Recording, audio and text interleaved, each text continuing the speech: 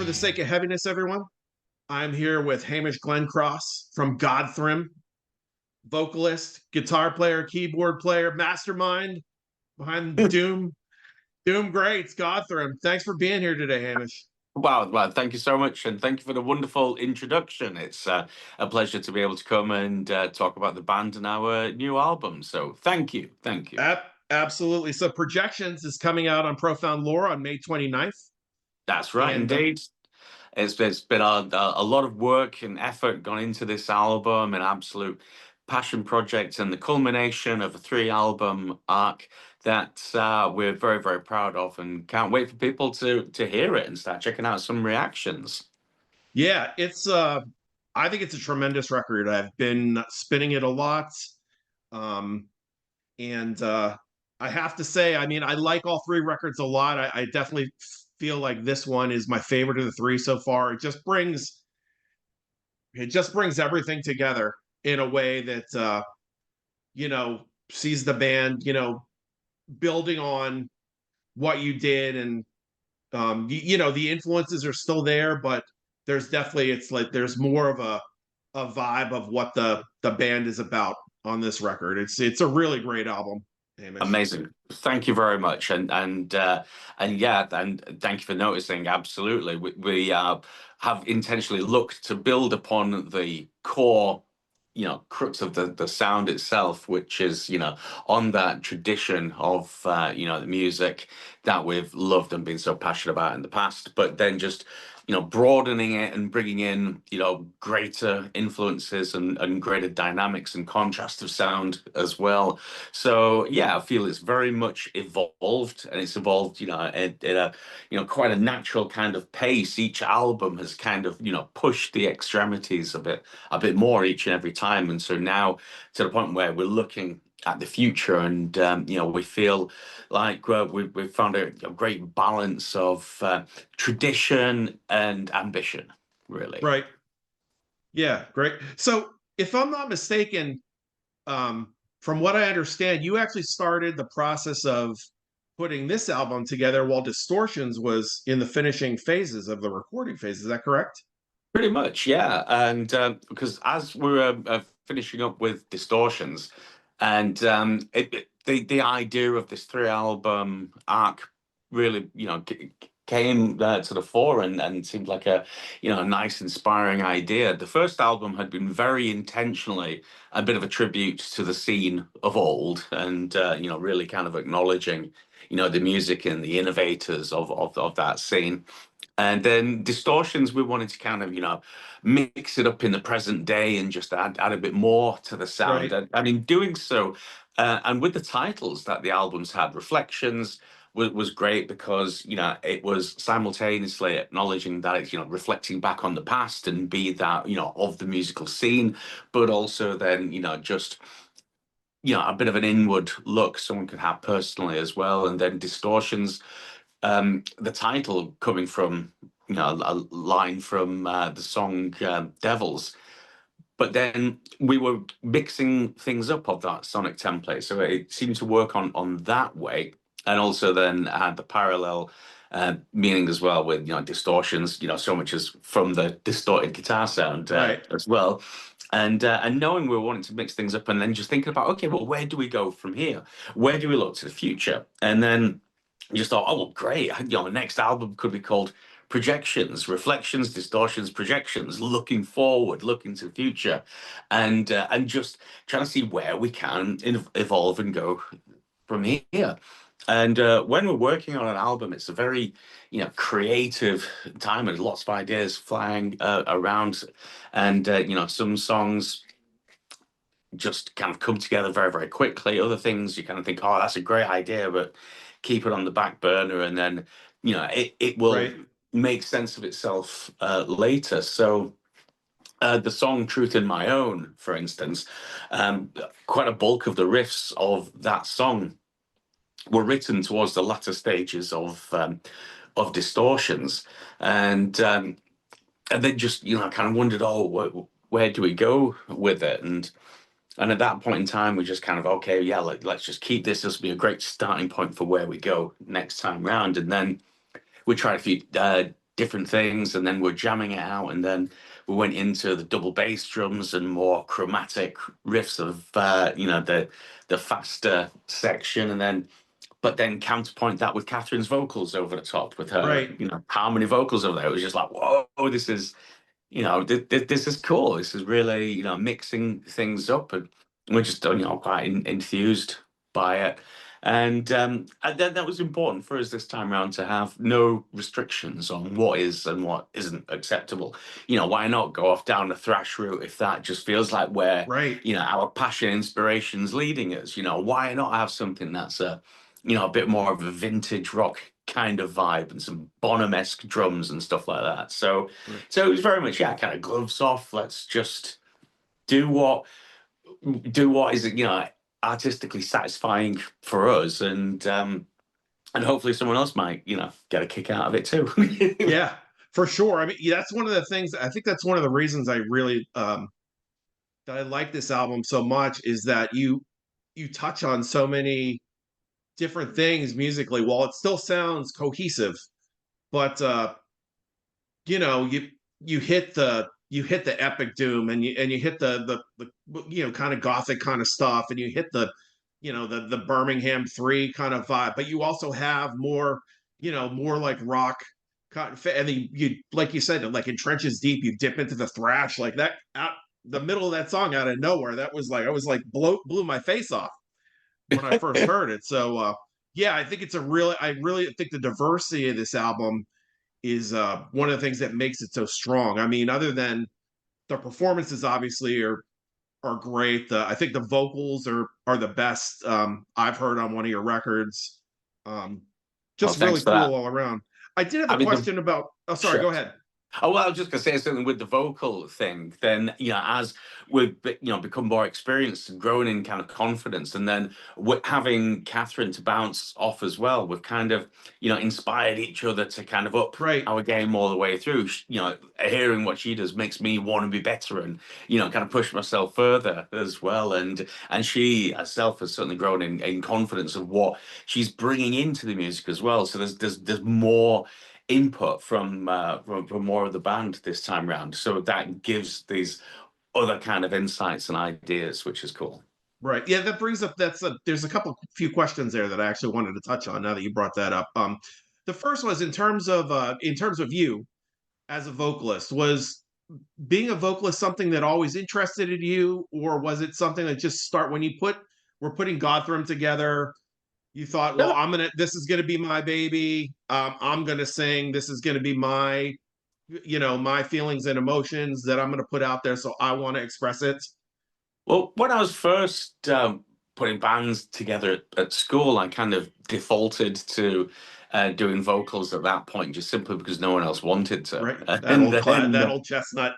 and then as the time went on and I got into other bands, I started, mixing with circles of musicians that are a bit older than myself because I was wanting to push myself further.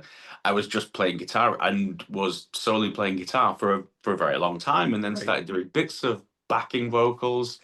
And so we'd do a bit of it. And, I quite liked just dipping my toe in, doing a bit of backing vocals here and there, a bit of harmony vocals. But with Godthrymm at the start, the original plan was I was hoping to have a different vocalist. And originally, when we first started rehearsals with this band and just jamming on ideas and stuff, we did have a dear old friend of ours, Mark, who I'd been in bands with in the past, and thought that he would do the vocals, but then we had studio time booked. He just felt it wasn't quite ready, but Right. the rest of us were kind of keen just to kind of get on. We'd written I've got a couple of songs and were really quite enthused with reconnecting with this style of music again. And he just thought it wasn't ready, and then he had his own thing he wanted to concentrate on, and it was like, that's fine, but we still want to do it. So Absolutely. I once again found myself in the role of vocalist in the absence of anyone else. And then the first song I did vocally was the song Grand Reclamation, and that just kind of really came as a bolt out of the blue, really. I mean, sat down with an idea for a lyrical concept and just pretty much kind of wrote it out in one go. And it's kind of one of the only instances where that's ever happened. But just, I suppose, maybe after years of not writing lyrics at all, and then just had quite a clear idea, and it just kind of came out. And then somehow, even though I'd not really been singing so much beforehand, and this song is very bare bones, just bass guitar and drums, and coming out with the loud vocal over the tops. Just I don't know. I just pulled some inspiration from somewhere and just thought, right, okay. And the rest of the guys were saying, yeah, this can work. So I was always keen to bring in another vocalist, though, to add more kind of depth and quality of voice to stuff as well. And so but in doing so, and certainly with Catherine's fleeting appearance on the first album, then of course much more featured on the second album, now much more so again on the third, all the way through, again just inspires me to want to do more. And now I think we've hit a bit of a sweet spot at the moment, and I really like it when we kind of harmonize together. And we've not got as much of that on the new album, but that's certainly something we want to do more of in the future as well. Right. How do you and Catherine? I wanted to ask about your, like, kind of dig into your songwriting a little bit and the process of it. The songs, I assume, start with. Do you bring in fully fleshed out songs, or the basis of it and then the band kind of, you'll show it to the band and the band adds in gives their inputs, and you go from there? Or is it more of a jam at practice, or is it a combination of the two? It's become more of a bit of a combination. On the Distortions album, it was very much me presenting very developed, really quite arranged and organized songs to the rest of the band, who would then do their their own performances on top of that. And Sean would add his own kind of drum flares a bit to it. Bob would add a bit extra, kind of melodic counterpoints on the bass. But this time around, would start off. I would have some kind of basic ideas, much like talking about Truth in My Own, where it's like, okay, I've got these riffs, but let's just kind of jam them out together and do a combination of playing through things, recording all the way, Right. and trying different things, making sure everything's kind of recorded. Then we can go back over the recordings, and it's so much easier now to kind of save things and mix stuff around and try different arrangements, and then in doing so, kind of think, oh, I want to get from one piece of music to another, and how we're going to join it up, and then the other input from the other musicians can come in there, and that then mixed up with more like we described before, of having a fully much more realized song, sending it through to the others, which that happened with The Sun Never Fell, and Bob came back with a very melodic bass line that was like, okay, well, this needs to be more of the focus, and actually reined back the guitars to give more space for the bass. So it is more of a mixture of things, and I think that also helps with the contrast and diversity within the album as well. I'd be keen in the future that we will do some more kind of loud rehearsal room jams as well, like we used to do in the past, but at the same time also then go totally different way as well, just to explore these different avenues, and different inspirations from tones, and what you're doing can lead you down different avenues. Right. So in terms of the vocals on the record, and the split that you and Catherine have on the record, is it kind of a trial and error thing, or are you both you sitting together throwing ideas out and then deciding, well, this might, or do you have an idea ahead of time, like this might be a good part for you to sing over? Or is it just you're both just kind of listen to the music and you're both singing and all that, like, Jules and where's the um where am I? Sorry, I have my notes, sir. I'm still like learning all the song titles as I get older. The last two songs on the record. Yeah, Hope is Eternal. I apologize. Catherine takes over both of those. Those finish the record, and then she's obviously elsewhere on the Yeah. album. So how are you figuring out the split? Like, she is a lot more involved on this record, like you said, and I think the balance between your voices is really cool. But I'm curious how that, how the two of you work together on that. And are you split? Like, are you like on the song she's singing on? Is she bringing lyrics in, or are you writing the lyrics, or? So the lyrics are typically either myself or Bob writing the Okay. lyrics, and sometimes a combination of the two. Like on the last album, there was a couple of songs where he'd written lyric ideas for, sent them through to me, and then I would kind of rework them a bit, send them back to him, and so it was quite collaborative.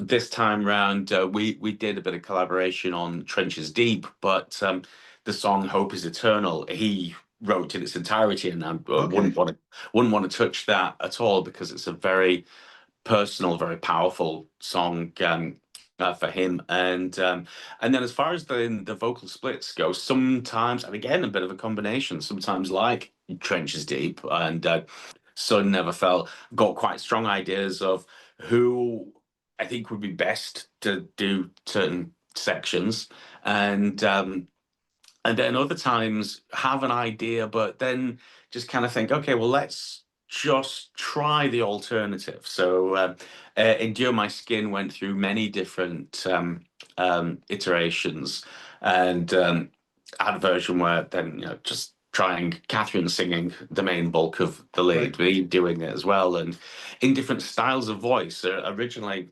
I kind of envisaged a lot more of a harsher, death metal kind of voice on there, Mm-hmm. really. And but that just kind of didn't seem to be doing the song justice, and so I tried other things. Hope is Eternal was quite clear from the outset. I really liked the idea of this is a faster, heavier song, and so wouldn't it be cool then for Catherine to totally take the lead on this and Right. just really try and do something different? And then she had a full set of lyrics, and she knows what she's doing in the studio, and then would try different vocal ideas, but just very keen to not have anyone else listening. She wouldn't have me anywhere near until she thinks, right, this is the point where I'm allowed to come and have a listen. And she'd be nervous about playing it, but invariably I'd be like, wow, that's amazing. That's just exactly what was needed. So again, a mixture of time. Some things seem more obvious. Some things, it's great that we've got the luxury that we can try these different approaches, and we can record different versions and then put it to the band as well. I mean, that even happened with on the last album song "Obsess and Regress." I recorded some vocals originally Mm-hmm. for it, and it was a bit of a harsher kind of sound, and I just found myself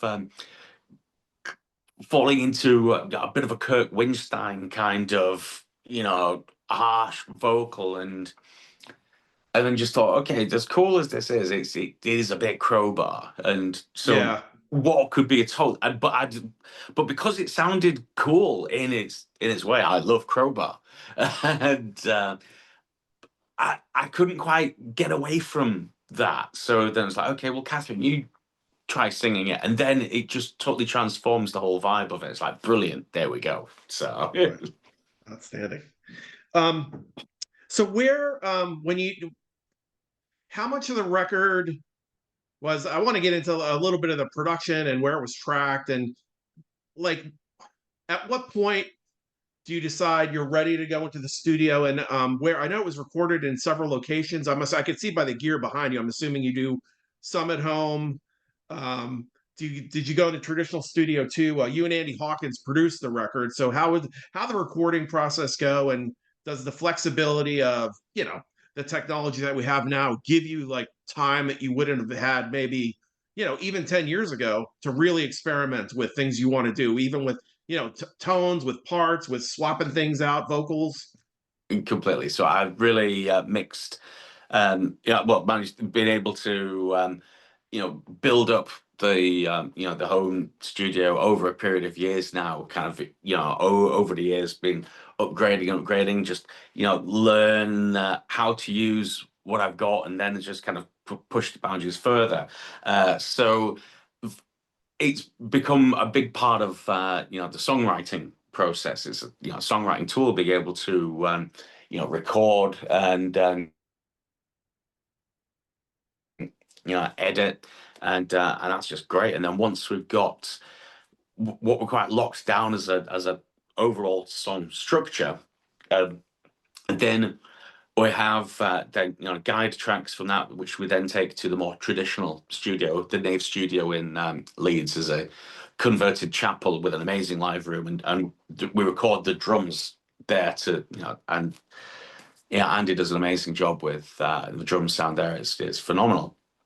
And then once the drum tracks are completed, then we get those through all sounding wonderful, and then we'll look to then record the guitar parts over the top of Sean's drum performance. And it's a combination of good old-fashioned valve amps and cabinets, microphones, and again, it's all stuff that I've amassed over the years, and a very specific kind of gear and sounds in mind. Can try some different things as well, but I've always been keen to avoid the the reamping approach, which is very popular these days. Yeah, it's becoming more prevalent for sure.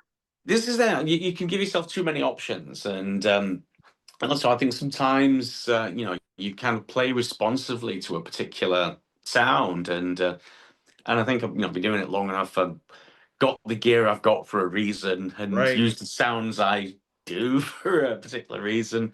But have also then got some other nice toys as well, like got a Line 6 Helix after having been speaking with Brett from Paul Bearer, and he'd got one of them talking about that, so I wanted to get a digital system too, and that's been amazing to work with, and I found that fantastic for leads is what I mostly used that for. The main rhythm tones is with old PV amps and Orange and Marshall cabs, just great stuff I've been using for a good long time, and vocals recorded here. Again, we've got enough of ideas to map out the songs, to be able to get that structure for the drums to go down, but then we can have the luxury of time to be able to try the different vocal approaches, different times, and then live with the songs long enough in these different iterations to then be absolutely certain that yes, this is exactly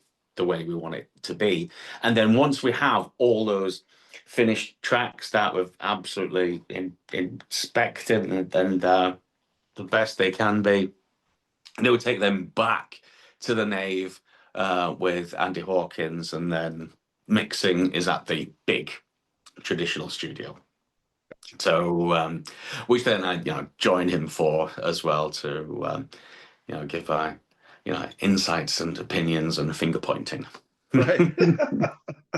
So you did a video for Truth in My Own. I really like the video. And I really like the way that it was shot. Like it's a lot of close-ups. I like that it's dark.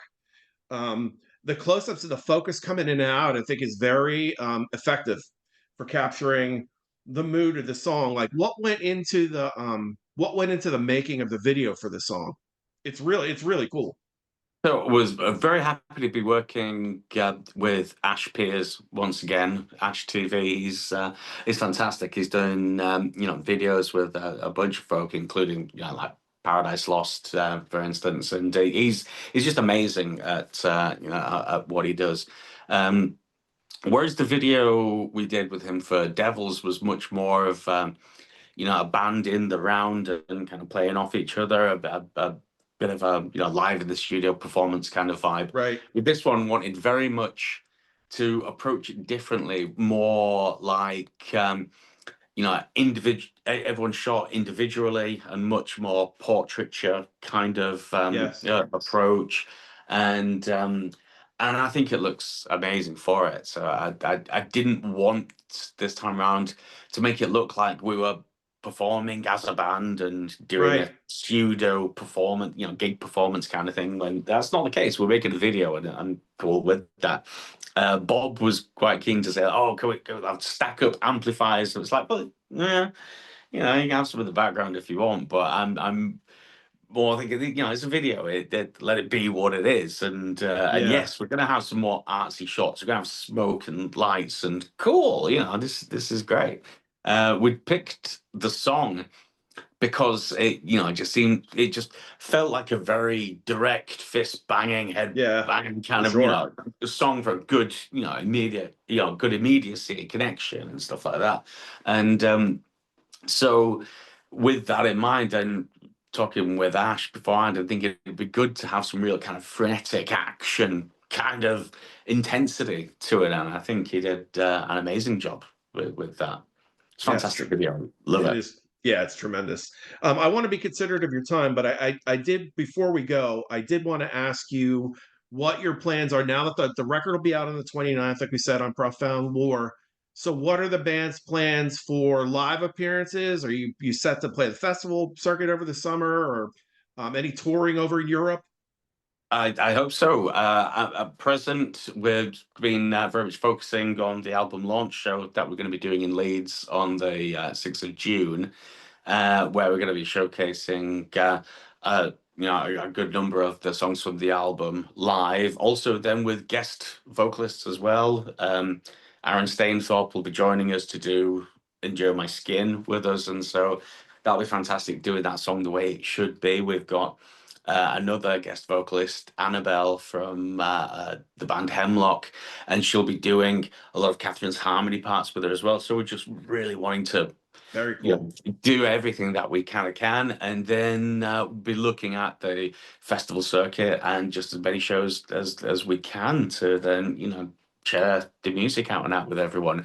I'd like to do another video because we, as much as we want to gig as much as we can do, there's always restriction of how much we can. So at least the online kind of medium of videos and things is a good way to do it. So we're going to try Absolutely. and get some good live footage at the album launch show, because it's going to be quite a special night as well with guest vocalists. And so people in other countries and areas can really get to check this out, and possibly shoot another shot video as well to then have this visual medium online. Right. So, which is so popular these days. Outstanding. Well, listen, Hamish, I really want to thank you for your time. It's been a pleasure to meet you, and talk about projections. Everyone out there, again, the album comes out the 29th of May, through Profound Lore. You can get it if you go to Godthrymm's Bandcamp page. There are links there. You could pre-order it. So get out there, order the record. If you know the band, you're gonna love the record. If you don't know the band, you're gonna love the record. I wouldn't steer you wrong. It's a great doom album, um, and it's a great metal record in general. Any parting words, Hamish? Like, do you want to promote your socials, or we'll put all the links down below the video too. But if you want to pump your socials here, where That's people can nice. find the band. Thank you so much. I mean, yeah, Godthrymm.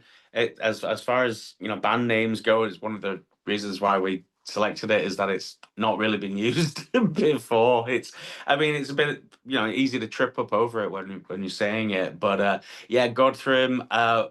Bob does Instagram. He knows that, and we all kind of dip into the Facebook and TikTok. Is that a thing? I don't know. It's still, yeah, it still is.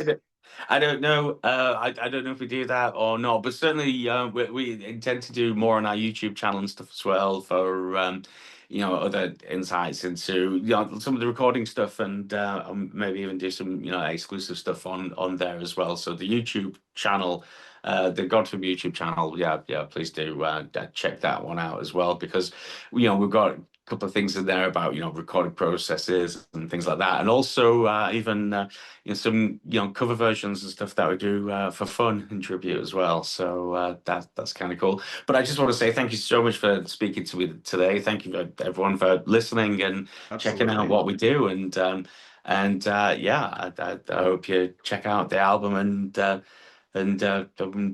we make some connection in some way through this shared passion for art. So thank you. Absolutely. And Hamish, you're welcome on the show anytime you want to come on, anytime you have something to talk about. This will always be a home for you. Hamish Glencross, everyone. We're for the sake of heaviness. Thank you so much. I wish you the best of luck with the record. I hope that it reaches the people you want it to reach and beyond. And I wish you well with your shows. And give my regards to the band. And Mike sends his regards too. I know he likes the record and wishes he could have been here as well. But Fantastic. I really appreciate your time. This has been great. Thank you, my good sir. And yes, and thank you all so much. Have a great evening. Have a great evening. Take care. Take care, Hamish.